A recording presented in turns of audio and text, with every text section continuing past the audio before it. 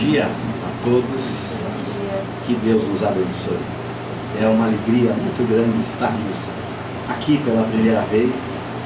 Queríamos agradecer o carinho de vocês, o convite, a Marivone que coordenou junto com a Federação essa nossa vinda aqui. A gente agradece de coração a oportunidade de conhecê-los e de abraçá-los. Isso eu digo o quanto o Espiritismo é importante na nossa vida, também por proporcionar esses encontros maravilhosos, que a gente pode abraçar pessoas queridas, pessoas amigas, enchendo o nosso coração de saudade. Claro, depois quando a gente vai embora, a gente chora pra caramba, né? Mas é bom, porque a gente sente vontade de continuar depois contactando vocês. Nós vamos tratar nessa primeira parte da questão do Espiritismo e religião, que é o tema que foi aqui definido para que tratássemos, como foi comentado, e depois sobre o Livro dos Espíritos. Como a gente vai ter uma maratona aí, até às 15 horas, né? Como eu brinquei, vocês estão com bastante pecado para pagar, por isso vão me aguentar até às 15 horas, eu vou tentar fazer isso de uma forma que seja bem agradável, ok? Vamos fazer isso na forma do diálogo, eu não vou ficar só falando, vocês também podem levantar questões, levantar dúvidas, para que a interação seja o mais agradável possível, que canse menos. Como professor há muito tempo, como estudioso da aprendizagem, a gente sabe o quanto ficar ouvindo só alguém falar não é tão produtivo. Às vezes cansa, às vezes desanima, dá sono. Então é importante que vocês levantem questões. Na pior das hipóteses eu vou dizer, não sei. Pronto, não há nenhum problema, não sei responder e pronto. Aqui nessa primeira parte a gente colocou aqui o nosso IDEA, que é o Instituto de Divulgação Espírita Allan Kardec, que nós fundamos com um grupo de amigos e doamos os nossos projetos para esse instituto. Há muitos anos que a gente trabalha, eu e a minha esposa, no projeto da Kardecpédia, no projeto do Kardec Pen, da editora, e nós então tiramos do nosso domínio pessoal, porque a gente nunca sabe o dia de amanhã, se a gente vai embora e aí a coisa tem que continuar. Criamos então uma instituição espírita em Curitiba, em que nós doamos esses projetos para essa instituição espírita, para que ela possa prosseguir no trabalho de divulgação de Allan Kardec. O IDEAC tem esta missão, foi criado com essa missão de um centro espírita que tem como missão divulgar para o mundo inteiro o pensamento e a obra de Allan Kardec. Então esse foi o objetivo dessa instituição, por isso tudo que a gente faz nessa instituição, a gente faz multilínguas para atender ao mundo. A Kardecpédia tem 4 idiomas, eu vou mostrar depois isso para vocês. O Kardec Play, que vai ser uma estrutura de vídeo que nós estamos lançando em outubro, vão ter vídeos também com legendas em 6 idiomas. O objetivo é levar Kardec para o mundo. Então, o objetivo do IDEAC foi concentrar-se em Allan Kardec. As pessoas perguntam, mas é porque vocês não gostam de outros autores? Vocês são... Não, não é isso. Aqui, Kardec já nos toma todo o tempo que a gente tem. Numa vida é pouco para a gente divulgar e ensinar tudo que Kardec deixou. Então, por isso nós focamos em Allan Kardec. A gente lê vários autores, gostamos de vários autores, né?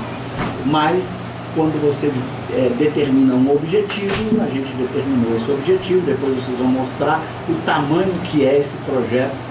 Quando a gente concentrou só em Kardec, nem a gente imaginava que seria um projeto tão grande, que envolvesse tanto trabalho, e a gente está aí com esse projeto.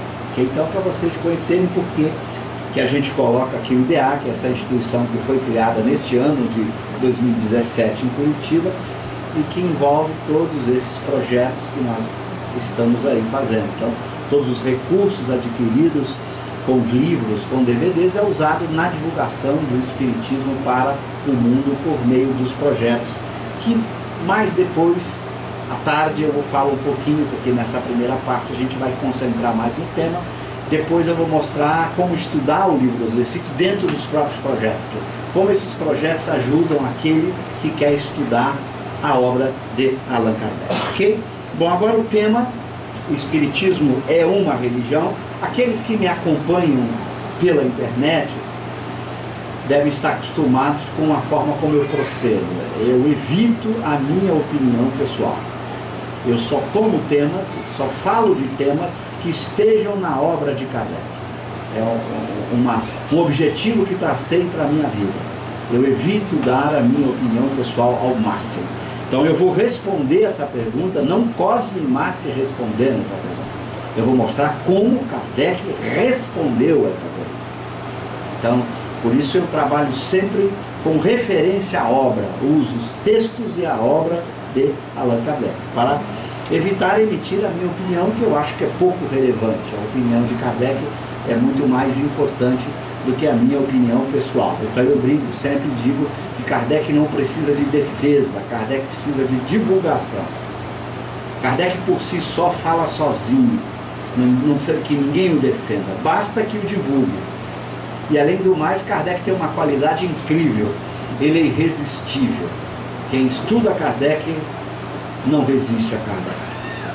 Então basta divulgá-lo e torná-lo disponível para que a pessoa perceba que espírito extraordinário foi esse, e com a ajuda dos outros espíritos que junto com ele elaboraram o espiritismo. Eu sempre digo, como Kardec diz no primeiro capítulo da obra Gênese, e eu vou ter um seminário aqui na Califórnia sobre a Gênese, em que eu vou mostrar isso. Agora vocês têm que acreditar no que eu estou falando, mas no seminário eu mostro que Kardec diz que o espiritismo tem uma construção a 4 mãos, dos homens e dos espíritos. E do ponto de vista humano, a pessoa que ficou incumbido de ser a parte humana do espiritismo foi Allan Kardec. Então o espiritismo teve 2 grandes comandantes que davam a palavra final: o espírito de verdade do lado de lá e Allan Kardec do lado de cá. Foram os 2 que trabalhavam em sintonia, dando a palavra final. Não havia um texto que Kardec não usava dos espíritos sem que houvesse essas 2 palavras finais, a do espírito de verdade e a dele mesmo, Allan Kardec. Isso eu vou mostrar um pouquinho quando tratar da obra Gênese. Então esse hábito nosso de tentar dizer como Kardec responde a questão, evitando dizer como Cosme Massi responderia a questão, já que o nosso propósito é divulgar Kardec, não é divulgar Cosme Massi. Ok? Então, essa pergunta é respondida por Kardec onde? Na Revista Espírita, no volume de 1868, no mês de dezembro, há um artigo de Allan Kardec com esse título, que responde à pergunta se o Espiritismo é uma religião. Então nós vamos discutir, em linhas gerais, qual é a resposta que ele dá nesse artigo de dezembro de 1858. Allan Kardec vai definir o Espiritismo, vai dizer o que o Espiritismo é, em vários locais. Mas ele fez questão de escrever um livro muito importante, chamado O que é o Espiritismo? O livro é uma pergunta: o que é o Espiritismo? Okay? Este livro, que eu não conheço, não sei se tem tradução para o inglês, na Kardecpédia eu não consegui. Aliás, se alguém tiver tradução para o inglês que seja de domínio público, eu agradeceria se nos desse, para que a gente pudesse botar na Kardecpédia.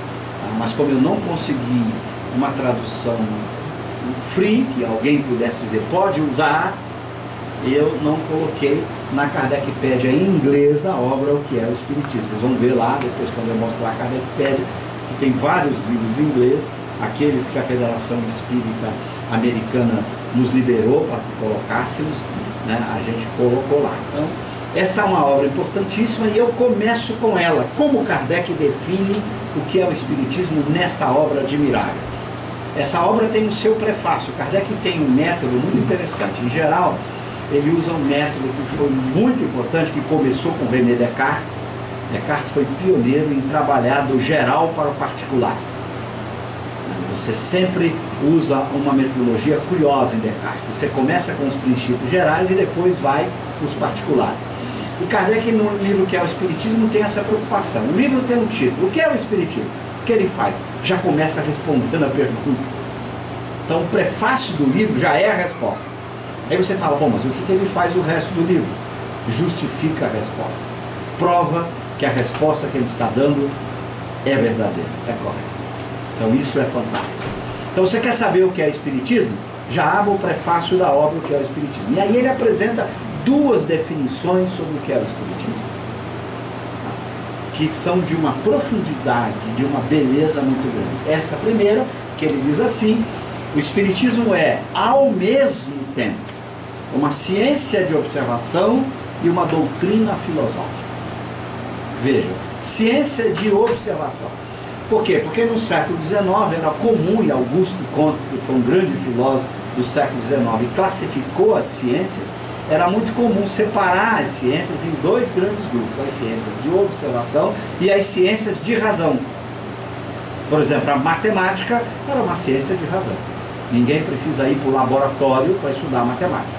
Eu trabalhei durante muitos anos em pesquisa em matemática avançada, ganhei até prêmios por resolver problemas avançados de matemática, e eu adorava trabalhar no escuro, deitado na minha cama. Apagava a luz e trabalhava produzindo matemática. A matemática é pensamento puro e simplesmente. Bom, mas uma ciência de observação é uma ciência em que você combina razão e experiência. É a física, é a química, é a biologia, é a sociologia, é a antropologia, para falar de também ciências humanas. Então você precisa usar a razão, mas apoiada na observação, na experiência. Para dar um exemplo, você quer estudar como é que vive a alma de um suicida após a morte. Bom, não é você ficar sentado na sua mesa imaginando: ah, um suicida deve sofrer isso, deve viver assim. Isso não seria uma ciência de observação. O que fazia Kardec? Evocava suicidas, dialogava com os suicidas, de vários tipos. Então você vai encontrar na Revista Espírita diálogos de Kardec com vários suicidas. Jovens que se mataram por amor, porque a amada o abandonou. Homens velhos que se matavam por decepção na vida, por miséria, por pobreza, por uma prova muito difícil. Então ele interroga vários suicidas e vários espíritos para discutir qual era o estado do suicida após a morte do corpo. Isso é uma ciência de observação.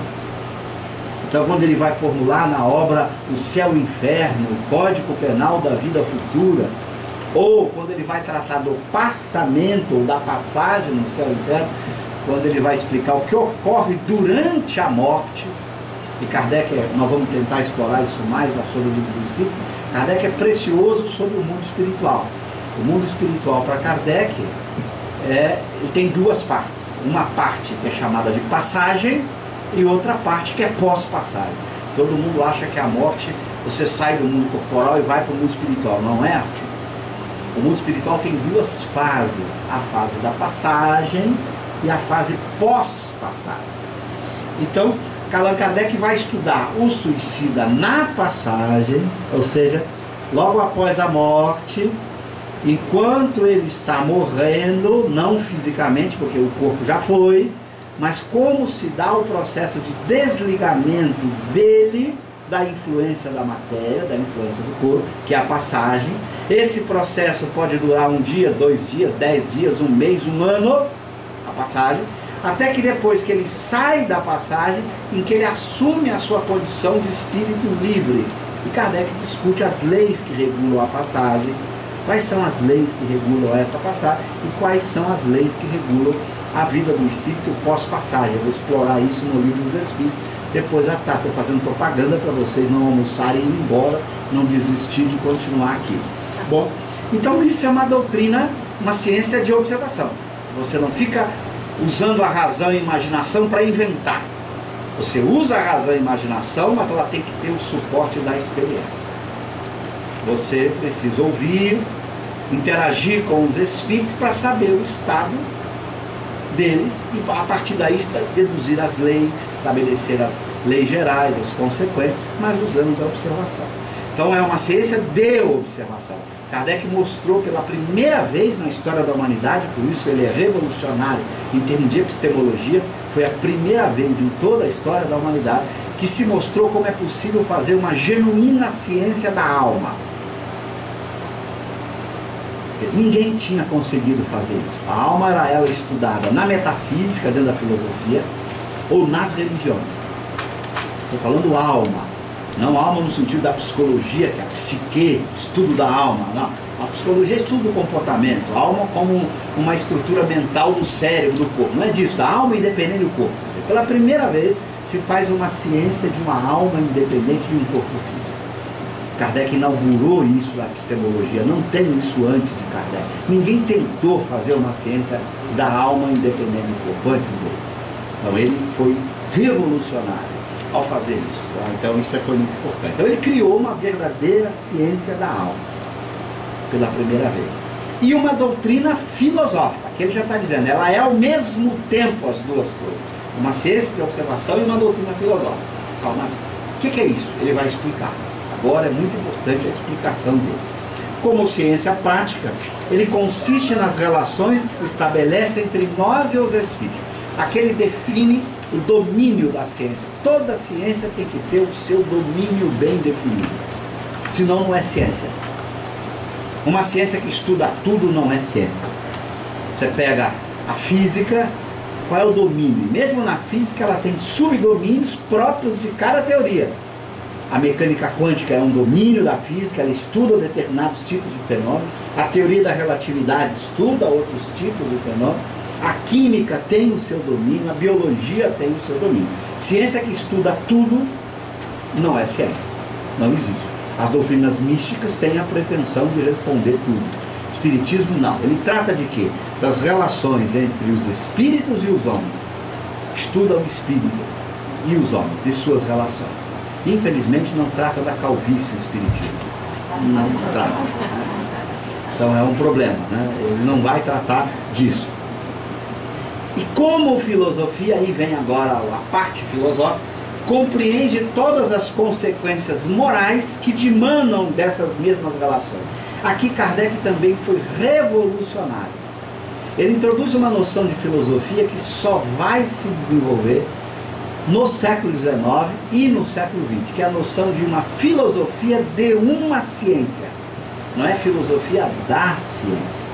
Filosofia da ciência é um ramo da filosofia que discute o que é ciência, o que é o método científico, o que é a verdade científica. Isso é filosofia da ciência, ela é muito antiga. A noção de filosofia de uma ciência começa basicamente no século XIX. O que é isso? Eu pego a ciência e analiso as consequências filosóficas a partir dessa ciência. Por exemplo, você faz a filosofia da mecânica quântica. O que é isso? Você tem que saber mecânica quântica, estuda a física mecânica quântica, e você faz agora, que consequências filosóficas eu posso extrair da mecânica quântica? A filosofia é restrita àquela ciência. Você não vai fazer filosofia no sentido dos grandes sistemas filosóficos. Por exemplo, se você vai estudar René Descartes, Immanuel Kant, eles fizeram um sistema filosófico cuja preocupação era responder tudo, responder todas as grandes questões que a filosofia colocava. Não é isso, o espiritismo não é um sistema filosófico. Ele não tem os prejuízos de um sistema filosófico. Ele é a filosofia de uma ciência. Você pega a ciência espírita e a partir dali você extrai consequências filosóficas. Então vai ter muitas perguntas que a filosofia espírita não responde porque não fazem parte da ciência espírita. Então é uma filosofia em cima de uma ciência. Por isso eu, que trabalhei muitos anos na academia, em departamento de filosofia, muitos amigos que sabiam, mas isso não é filosofia. Eu falava, não é filosofia no sentido de um sistema filosófico. É uma filosofia de uma ciência, e não um sistema filosófico como o de Descartes, de Kant, de Hume, de Hegel, ou coisa desse tipo. Então Kardec foi muito lúcido. Mas por que Kardec limitou a isso? É como se ele descobrisse o que ia acontecer com a humanidade. Certamente o responsável pelo espiritismo do lado de lá, o Espírito de Verdade, sabia o que ia acontecer com a humanidade. Logo no século XIX, no finalzinho do século XIX, um grande filósofo alemão, Nietzsche, constrói uma metodologia de como você destrói qualquer sistema filosófico. Se o espiritismo tivesse nascido como sistema filosófico, ele morreria com Nietzsche. Olha que coisa incrível. Por isso é que pós-Nietzsche não há mais sistemas filosóficos. Você não encontra mais na filosofia nenhum filósofo querendo criar um sistema filosófico. Porque Nietzsche mostrou que qualquer sistema filosófico não resiste ao martelo de Nietzsche, como foi conhecido na filosofia. Ele deu um método de como você questiona qualquer sistema filosófico. Então é como se os espíritos prevessem, não vamos por esse caminho, porque esse caminho não é bom de ir. E o caminho da filosofia de uma ciência é o caminho que resiste até hoje. Você pega a ciência e restringe a discussão filosófica ao domínio daquela ciência. Você não tem a pretensão de ser Deus, como eram os sistemas filosóficos, de responder tudo. Como Descartes tenta responder tudo, Kant tenta responder tudo, Hegel tenta responder tudo. Isso desapareceu no final do século XIX para o século XX e hoje não se tem mais. Por isso que você não encontra mais nenhum filósofo moderno querendo fazer um sistema filosófico análogo ao que fez Kant, Hume, Hegel, coisa do gênero. Por quê? Porque Nietzsche foi brilhante nisso, mostrou o quanto é possível você criar problemas em qualquer sistema filosófico que demonstram que o sistema é incapaz de fazer o que ele pretendia fazer, que era dar resposta para as questões filosóficas, todas elas. Então veja a sabedoria. O Espiritismo é uma filosofia de uma ciência, porque é uma filosofia que estuda as consequências dessa ciência. Se restringe a investigar as consequências morais que dimanam dessas relações, as relações entre os homens e os espíritos, que é o que a ciência espírita estuda. Então aí nós temos a noção do que é esta filosofia espírita. Então para Kardec está claro aqui que o Espiritismo é duas coisas: uma ciência de observação e uma doutrina filosófica, em que esta filosofia estuda as consequências da própria ciência espírita. Isso significa que não há filosofia espírita sem ciência espírita. Você precisa saber da ciência espírita para fazer filosofia espírita, já que você só faz filosofia de uma ciência em cima de uma ciência. Então ninguém pode ser filósofo da mecânica quântica sem saber mecânica quântica, ninguém pode ser filosofia da relatividade, que hoje existe, filósofos estudam filosofia sem saber a teoria da relatividade de Einstein, tem filosofia da biologia, tem filosofia da matemática. Hoje não tem mais sistemas, tem filosofias das diversas ciências, tem filosofia da linguagem, tem filosofia analítica e vários ramos da filosofia que se apoiaram em alguma área da ciência qualquer. E Kardec inaugurou isso, porque isso não era comum no século XIX. E a partir daí, não quero dizer que Kardec foi pioneiro e único, vários já estavam fazendo isso no século XIX, mas ele foi na mesma linha que seria a linha dominante a partir do século XIX diante, dentro da filosofia. Bom, mas aí agora ele vai dar a segunda definição importante do que é o Espiritismo. Ele diz assim: o Espiritismo é uma ciência que trata da natureza, origem e destino dos espíritos, bem como de suas relações com o mundo corporal. Eu vou explorar isso muito à tarde. Muito. Primeiro, é uma ciência. E ele diz do que ela trata, que é o que se chama definir o objeto de estudo dessa ciência. O que ela trata? Natureza. O que é natureza dos espíritos? É dizer o que o espírito é. Tratar sobre a natureza de um fenômeno é dizer o que é esse fenômeno. Então o Espiritismo vai tratar da natureza, dizer o que é, a origem, de onde veio, como surgiu, e o destino, de quem? Dos espíritos. Então veja que o espírito é o tema central do espírito. Não há espiritismo sem espírito. Aliás, tem um artigo admirável de Kardec na Revista Espírita. Se vocês duvidarem, depois eu vou explicar como usa Kardec, pede a baixar qualquer artigo, com esse título: Espiritismo sem espírito. Que, pasme, teve gente no século XIX que chegou a propor espiritismo sem espírito. Que é muito comum. A pessoa ama tanto a ética espírita, que é extraordinária, né? Porque é a própria ética de Jesus, é o pensamento de Cristo, e a pessoa resolve, então, não, vamos tirar espírito, vamos falar só da ética. É muito comum, isso aconteceu muito no movimento, as pessoas, não vamos falar de espírito, vamos fazer só a ética espírita, vamos falar da caridade, do amor, da virtude, esquecer espírito. E Kardec mostra o quanto isso é um absurdo. Aliás, eu costumo dizer, se você não precisasse dos espíritos, para que teria havido a terceira revelação? Ficávamos só com a ética, porque a ética já estava no pensamento do Cristo. Então a gente não precisava do Espiritismo, bastaria já pegar o Novo Testamento, onde a ética de Jesus está lá. A ética é necessária, mas ela não é suficiente. Ela precisa dos Espíritos. Por uma razão muito simples. O pensador, a pessoa inteligente, vai perguntar assim: para que eu vou me esforçar para ser caridoso? se a vida acaba com a morte? Se eu sou uma pessoa que morro, para que o esforço para vencer o ciúme, a inveja, o orgulho, o egoísmo? Para quê? É o problema da ética. Por que o materialista tem uma dificuldade muito grande de viver a ética? Porque ele pergunta, nossa, esse esforço inteiro, se eu vou morrer, meu filho vai morrer, todo mundo que eu amo vai morrer, para que esse esforço para eu ser outra pessoa?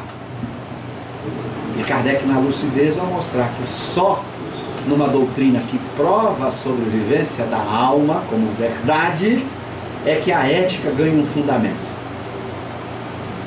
A razão diz assim, vale a pena ser ético, porque eu sou um espírito imortal e o resultado da minha felicidade ou infelicidade como espírito imortal depende da minha conduta ética. Então agora a ética passa a ter uma força considerável. E Kardec mostra algo que nunca foi mostrado antes dele. Era a ideia de que as pessoas falam, não, a ética é boa para fazer uma sociedade melhor. Que é verdade. Mas Kardec mostra mais, não é boa só para fazer uma sociedade melhor. É para garantir que o indivíduo seja mais feliz por toda a eternidade, porque ele é uma alma imortal. Então dá uma força muito maior. Não é apenas para resolver um problema social presente, momentâneo. É para a eternidade. Quando o indivíduo vive o pensamento do Cristo, a ética, ele se transforma num espírito verdadeiramente feliz. E Kardec vai mostrar como a ética tem impacto na estrutura do perispírito, na qualidade dos fluidos, nas percepções do espírito, na capacidade de locomoção do espírito, na interação dele no universo.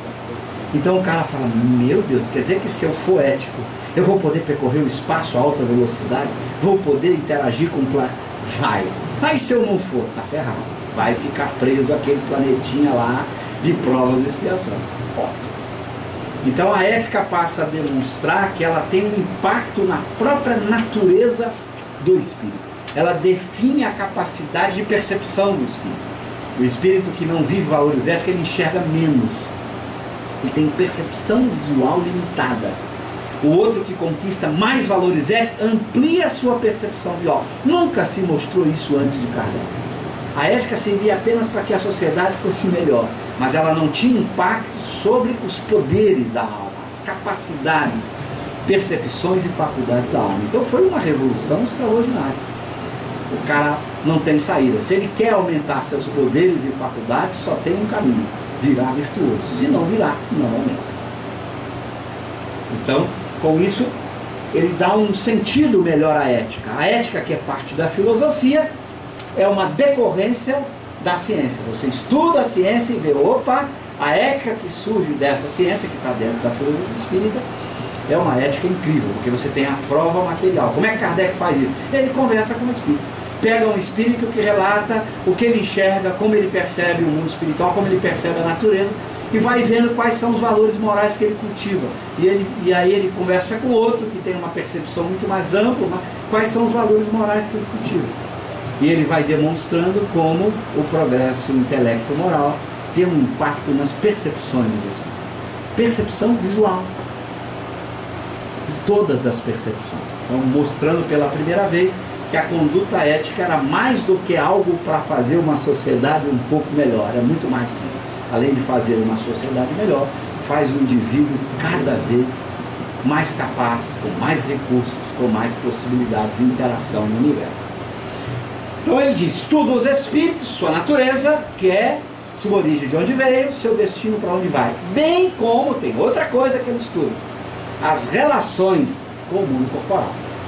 Como os espíritos se relacionam com esse mundo que nós vivemos. Então isso é tema do espiritismo. Então veja que não há espiritismo sem espírito, porque o espírito é o tema central. É o espírito, o que ele é, de onde veio, para onde vai, e como o espírito interage, se relaciona com o mundo corporal.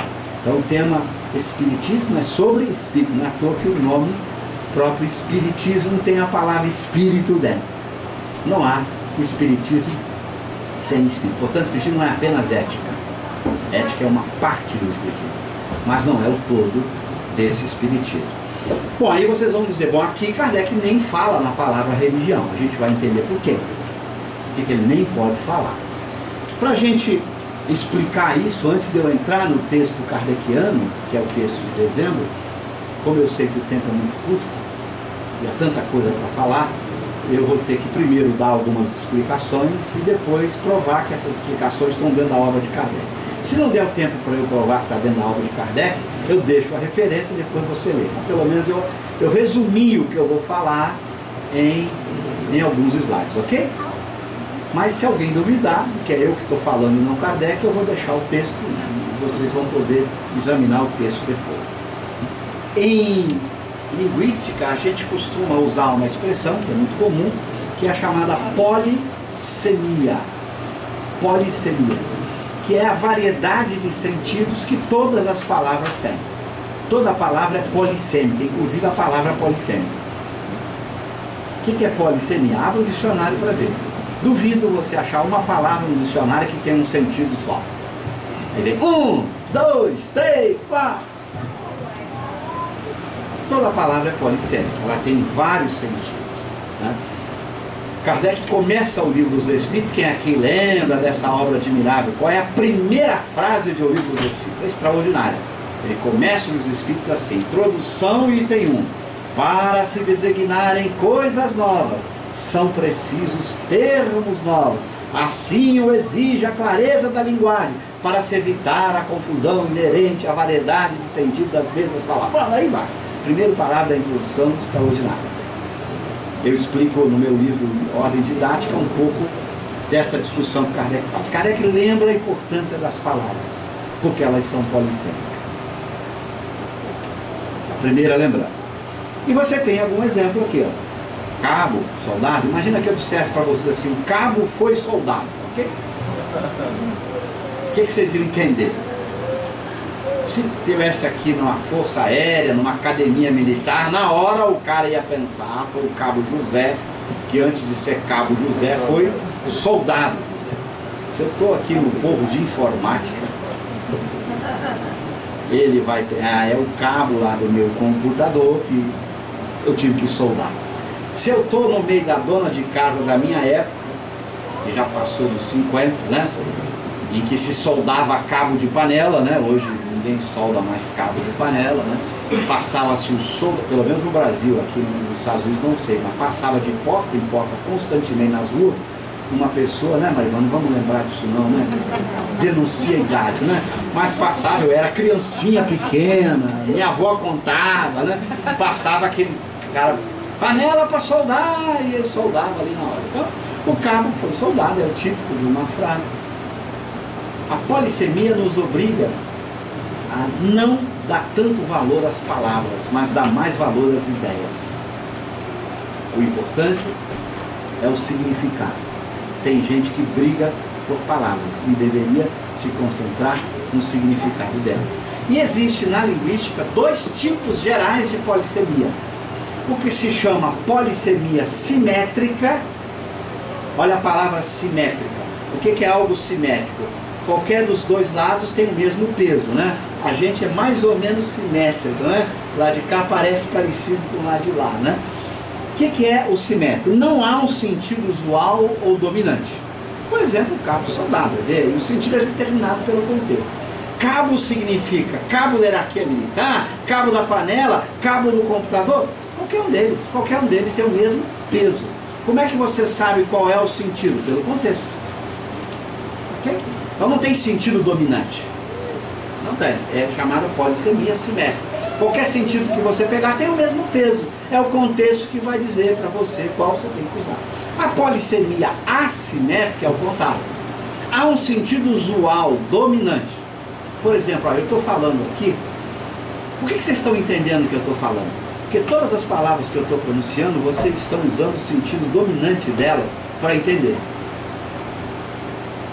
Há um sentido dominante, comum, que você usa para entender o que é a pessoa. Se a pessoa usar a palavra no sentido que não é o usual, ela tem que explicar. Senão você, peraí, o que você quer dizer? Você logo pede, porque ela não está usando no sentido usual.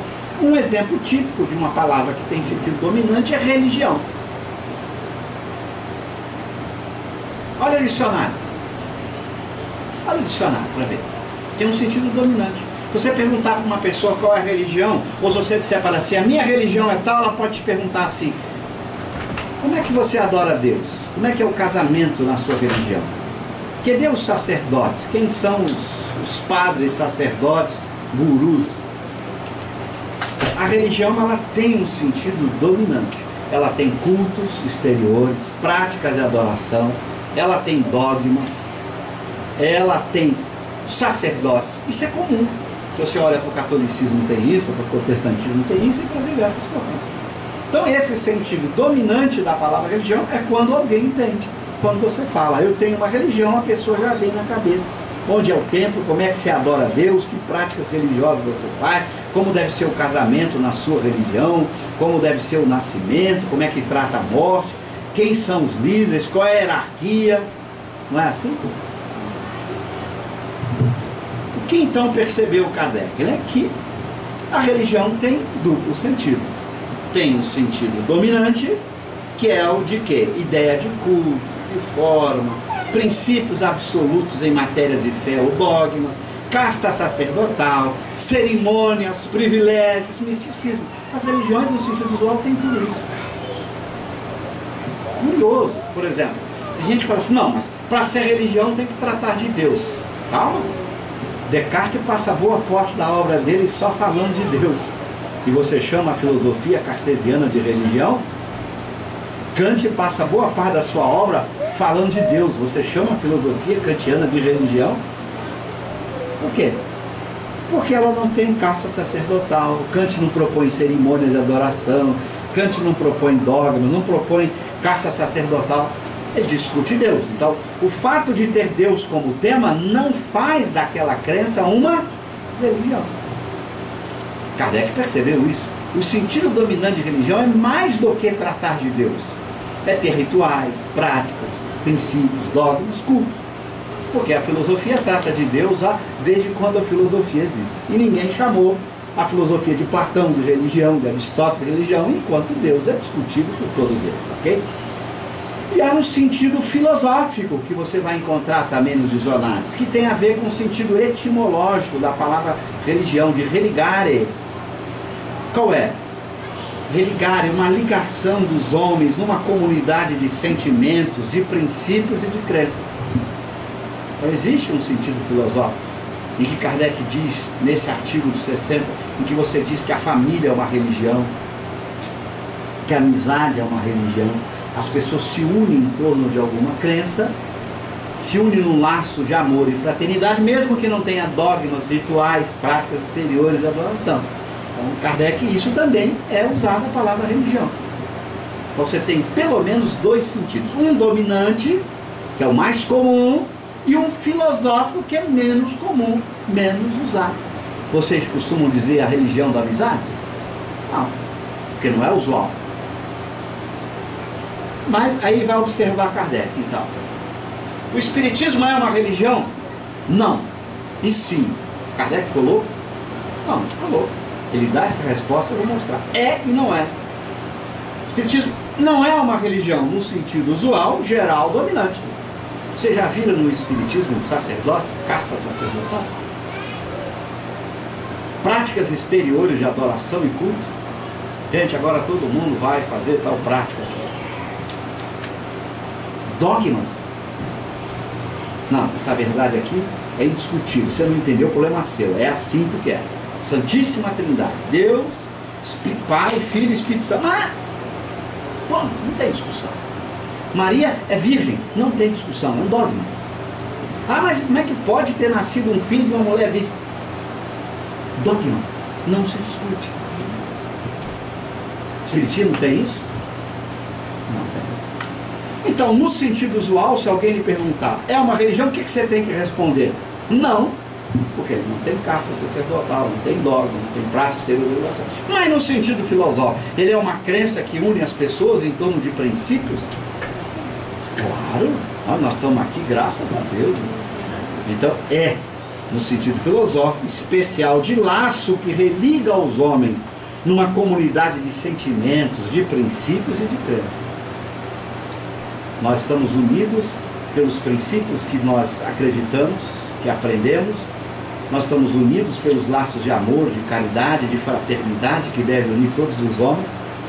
Nós estamos unidos numa ideia, num princípio da existência de Deus, da sobrevivência da alma após a morte. São princípios que nos unem, que nos mantêm ligados entre si. Então, nesse sentido filosófico, o Espiritismo é uma religião. Então, veja, não é a palavra que é importante, é a ideia. Lá no Brasil teve muita discussão, ainda tem até hoje, daqueles que são contra o Espiritismo ser religião e daqueles que são a favor do Espiritismo ser religião. E eu já fiz perguntas aos dois grupos. Eu virei para aquele grupo que diz: o Espiritismo não é religião.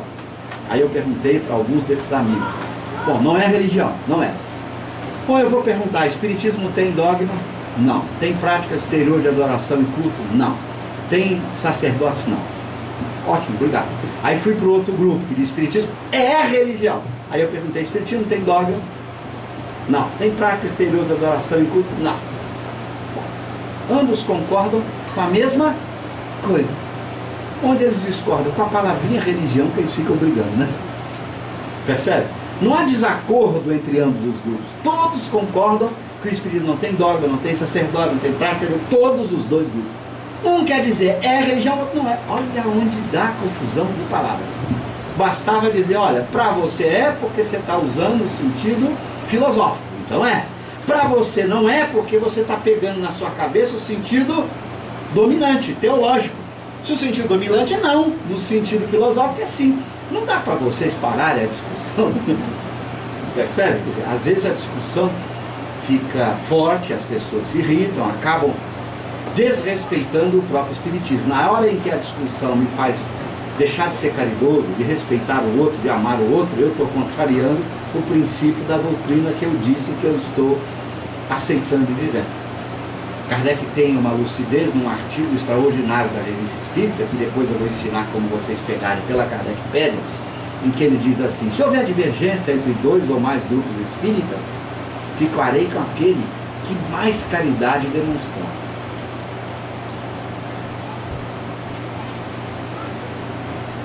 Porque a caridade é a lei fundamental do Espiritismo. A ética do Espiritismo se resume na prática da caridade. Se dois grupos estão brigando porque ficam discordando de palavras e tudo mais, e começam a haver divergência, quem que está demonstrando mais caridade? Quem respeitar mais o outro? Quem amar mais o outro? Quem praticar os princípios espíritas? É esse que eu ficarei, diz Kardec. Olha a lucidez dele. Porque o ser humano adora discussão, debate. Mas não é nem discussão, é o que a gente chama de disputa. Kardec, na Revista Espírita, quando ele lança a Revista Espírita, em janeiro de 1858, quando ele vai lançar o primeiro fascículo, vale a pena depois você chegar e pegar a Kardecpédia, ler lá o volume de janeiro de 58, ler o prefácio. Ele tem uma frase no prefácio extraordinária. Ele diz assim: discutiremos, mas não disputaremos. Olha a lucidez. Discussão, ela é importante para que as pessoas apresentem seus pontos de vista diferentes. E você possa aplicar razão, bom senso, aprender com um ponto de vista diferente do outro, observar. A disputa é personalismo, é vaidade, é orgulho. Cada um quer mostrar que sabe mais que o outro, isso é disputa. Discutiremos, diz Kardec, mas não disputaremos. Eu faço uma palestra dessa e alguém aqui se levanta: mas não é religião. Eu falo: graças a Deus, você... O que eu vou discutir? Se eu, depois da minha palestra, o sujeito não entendeu que depende do sentido da palavra, e ele faz questão de usar a palavra no sentido só, porque ele adotou para si um sentido, que é o dominante. Não é. Paciência, você está adotando só o sentido dominante, eu respeito. Concordo com você, não é? Aí ele fica satisfeito. Aí vem o outro cósmico, não é religião. Aí eu falo: por que não? Porque não tem dogma. Então você está certo também. O outro diz: é religião. Eu falo: por quê? Porque... então você está certo também. Fica parecendo política, a gente tem que dizer se os dois estão certos. Mas é a verdade, os dois estão certos. Porque os dois estão usando a mesma palavra em dois sentidos diferentes. Não precisamos brigar por conta disso. É importante que a gente se entenda. Várias vezes os Espíritos respondem isso para Kardec: vocês é que tem que se entender, né? usem as palavras e se entendam. Kardec faz essa discussão quando vai tratar do termo alma, porque há muitas propostas do que seja alma. Ele fala, bom, vocês é que tem que se entender, né? Porque o importante são as ideias, não são as palavras. A gente tem que brigar menos com as palavras, porque muitas vezes, levando tão a sério as palavras, a gente briga com as pessoas. As pessoas são muito mais importantes que as palavras. Nosso objetivo é uma vida de amor, de caridade, em que um ajuda o outro a crescer, a aprender. Quando a gente começa a disputa e a briga, a gente só cria atritos que não levam à felicidade de ninguém. Então a gente tem que ter esse bom senso. E Kardec teve, nesse artigo que eu vou tentar passar rapidamente por vocês, ele diz basicamente isso. Que ele nunca disse que o Espiritismo é uma religião, porque tem um sentido dominante que imperou, que tinha dogma sacerdotal, que tinha sacerdote e dogma. O Espiritismo não tem isso. Mas se você quiser usar a palavra no sentido filosófico, então o Espiritismo é uma religião. Bom, olha que resposta simples e lúcida, que se a gente tivesse estudado a Revista Espírita, a gente não estava nem discutindo essa temática, se é ou não uma religião, porque a gente tinha já chegado a um acordo há muito tempo. Então, aqueles que gostam de usar a palavra religião no sentido filosófico, devem dizer que o Espiritismo é uma religião. Aqueles que só gostam de usar a palavra no sentido dogmático, vão dizer não é uma religião, e ambos têm que estar de acordo, abraçarem, porque eles concordam com as mesmas coisas. O problema é só a palavra. Bom, para resumir isso, diz assim: no sentido usual de religião, uma doutrina não pode ser ao mesmo tempo uma ciência e uma religião. Se eu usar a palavra no sentido usual, religião tem dogma, ok?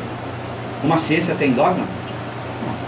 Então eu não posso dizer no sentido dominante que uma doutrina ou uma crença é ao mesmo tempo ciência e religião. Mas no sentido filosófico eu posso. Eu posso dizer que uma doutrina é ciência e ao mesmo tempo religião. Isso só é possível se tomar uma palavra religião no sentido filosófico. Então, se o indivíduo quiser dizer o Espiritismo é ciência, é filosofia e é religião, ele só vai ter que botar uma vírgulazinha. Ele vai dizer o Espiritismo é ciência, é filosofia e é religião, vírgula, no sentido filosófico, para não gerar a confusão na cabeça de quem está ouvindo. Porque imagina um filósofo ouvir o cara dizer assim: Espiritismo é uma ciência e uma religião. Um filósofo vai ficar assim: esse cara, eu acho que ele não entendeu bem. Porque se você não disse que é o sentido filosófico, o filósofo ou ouvinte, ele usa o sentido dominante. Quando eu não especifico qual é o sentido, o que faz o locutor? Ele pressupõe que você esteja usando no sentido usual. Aí não faz sentido. Religião tem dogma, ciência não tem dogma. Peraí, será que esse cara entendeu o que ele está dizendo? Aí se você disser, é uma ciência e uma religião no sentido filosófico, aí o filósofo, agora entendi o que você quer dizer. Tá certo? O cuidado com as palavras é para evitar a confusão de quem está ouvindo. O que você quer não é confundir a pessoa. Não é igual aquele personagem no Brasil que dizia: eu não vim para esclarecer, eu vim para confundir. Não tinha um personagem dele? Quem está discutindo ciência, ensinando ciência e filosofia, ele quer esclarecer, não confundir. Então ele tem que tomar cuidado para que o ouvinte entenda do que ele está dizendo, para evitar a confusão. O objetivo não é criar confusão, é esclarecer e não piorar o contexto ou a situação. Aí está. Eu resumi o texto e eu vou rapidamente passar por ele. Esse texto admirável da Revista Espírita de dezembro de 68. Até que hora vai aqui mesmo essa primeira parte? Então eu tenho 3 minutos. Como eu imaginava que eu não ia conseguir chegar ao texto, eu deixo aqui o texto para vocês, né? Aqui ele está dizendo: a religião é um laço, etc e tal. Depois ela foi usada como artigo de fé. O laço é uma religião. Aí perguntarão em si: então, senhor, o Espiritismo é uma religião? Sim, sem dúvida, no sentido filosófico. O Espiritismo é uma religião. Aqui é quando ele responde o sim. Tá aqui o texto. Depois ele vai responder: por que então declaramos que o Espiritismo não é uma religião? Bom, se ele disse sim e antes ele disse não, alguém ia perguntar: por que então, Kardec, o senhor disse que não era? Porque não há uma palavra para exprimir 2 ideias diferentes. Aqui vem falar da polissemia. Aí ele vai dizer: se o Espiritismo se dissesse uma religião, o público não veria aí senão uma nova edição de princípios absolutos em matéria de fé, uma caça sacerdotal, etc, etc. Então aqui ele dá exatamente a síntese que eu fiz. É sim no sentido filosófico, é não no sentido dogmático, porque as pessoas viriam tudo isso. Então, depois vocês vão ver, não tendo o Espírito nenhuma das características de uma religião na acepção usual do vocábulo. Ele é muito cuidadoso. Na acepção usual não tem nenhuma característica. Não tem dogma, não tem sacerdote, etc. Então você vai ver que na verdade o que eu fiz antes foi sintetizar o que está no texto, sem acrescentar nem inventar nada. Eu me restringi ao texto, fiquei preso ao texto kardeciano. Então, algo muito simples, não dá mais tempo para a gente refletir, que é exatamente a importância da gente dar menos valor às palavras, nos amarmos mais, nos respeitarmos mais. E quando a pessoa falar para você que tem uma religião, entenda que ela está dizendo no sentido filosófico, não brigue com ela. Mesmo que você ache que ela não está dizendo no sentido filosófico, entenda você do que se trata. Evite a discussão vazia por palavras que não levam a nada. E que a gente sabe exatamente o que o Espiritismo é. Não é preciso defender o que ele é, porque o que ele é muito claro. É uma doutrina que trata de Deus, da alma, da vida futura, que nos convida ao amor, à caridade. Isso é uma religião no sentido filosófico do termo. Bom, isso basta. É uma ciência, é uma filosofia e é uma religião no sentido filosófico da palavra. Ok? Então, gente, 11 horas. Agradeço a atenção de vocês e daqui a pouco voltamos com o Livro dos Espíritos, né? É isso? Obrigado. E as perguntas de agora ficam para daqui a pouco. Ou seja, se vocês têm ainda que estão incomodando, não pode fazer agora, mas daqui a pouco vocês podem voltar mais, ok? Muito obrigado.